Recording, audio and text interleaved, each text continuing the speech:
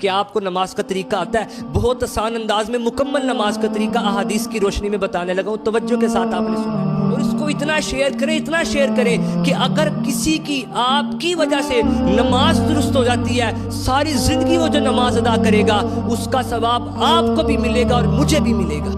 یاد رہے کہ جب بھی آپ نماز پڑھنے لگے، آپ کا جسم، آپ کے کپڑے اور جس جگہ آپ نماز ادا کر رہے ہیں، یہ تینوں چیزیں پاک ہونی چاہیے۔ آپ کا ستر چھپا ہوا ہو، آپ کا چہرہ قبلے کی طرف ہو، جو نماز آپ ادا کر رہے ہیں اس نماز کا وقت شروع ہو چکا ہو، اور جب بھی نماز ادا کریں اس نماز کی نیت آپ نے کرنی ہے۔ مثال کے طور پہ آپ نماز ظہر کی 4 رکعت فرض ادا کر رہے ہیں، تو آپ کے دل میں یہ پکا ارادہ ہونا چاہیے کہ میں ظہر کی 4 رکعت فرض نماز ادا کر رہا ہوں۔ اگر دل میں بھی نیت ہوگی کافی ہے، لیکن اگر زبان سے کہیں گے تو یہ بہتر ہے۔ ہاتھوں کو کانوں کی لو تک لائیں اور اللہ اکبر کہتے ہوئے ناف کے نیچے اس کو اس طرح باندھنا ہے کہ سیدھے ہاتھ کی ہتھیلی والی سائڈ الٹے ہاتھ کی کلائی کے سرے پر رکھیں اور ناف کے نیچے باندھیں۔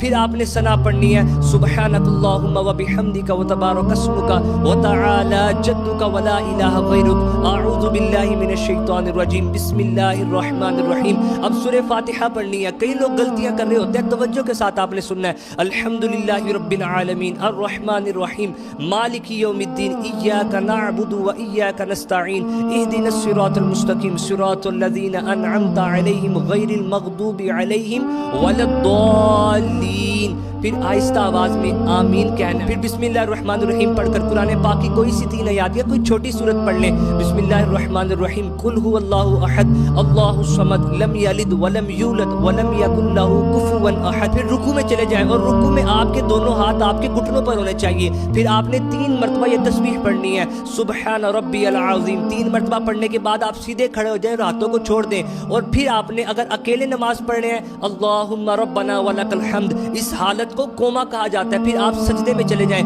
اور بڑا اہم مسئلہ بیان کرنے لگا ہوں۔ جب سجدے میں جائیں پہلے اپنے دونوں گھٹنے رکھیں، پھر ہاتھ رکھیں، پھر ناک اور پیشانی کو رکھیں اور ناک کی ہڈی کو آپ نے جمانا ہے، اور سجدے کی حالت میں آپ کے پاؤں کی انگلیوں کا پیڈ زمین پر لگا ہونا چاہیے۔ اگر 10 کی 10 انگلیوں کا نہیں لگ سکتا تو کم از کم دونوں پاؤں کی 3 انگلیوں کا پیڈ زمین پر لگا ہونا چاہیے۔ پھر 3 مرتبہ سجدے میں آپ نے یہ تسبیح پڑھنی ہے، سبحان ربی الاعلی، اور کم از کم 3 مرتبہ تسبیح پڑھنے کے بعد آپ نے بیٹھ جانا ہے۔ دونوں سجدوں کے درمیان بیٹھنے کو جلسہ کہا جاتا ہے۔ سیدھا قدم آپ کا کھڑا اور الٹے قدم پر آپ نے بیٹھنا ہے، اور 1 مرتبہ سبحان اللہ کہنے کی مقدار آپ نے اسی طرح بیٹھے رہنا ہے۔ پھر دوسرا سجدہ کرنا ہے، پھر سیدھا کھڑا ہو جانا ہے، دوسری رکعت آپ نے ادا کرنی ہے۔ جب آپ دونوں سجدے کر لیں گے پھر آپ نے بیٹھنا ہے، اور آپ نے التحیات للہ والصلوات والطیبات السلام علیک ایھا النبی ورحمۃ اللہ وبرکاتہ، السلام علینا وعلی عباد اللہ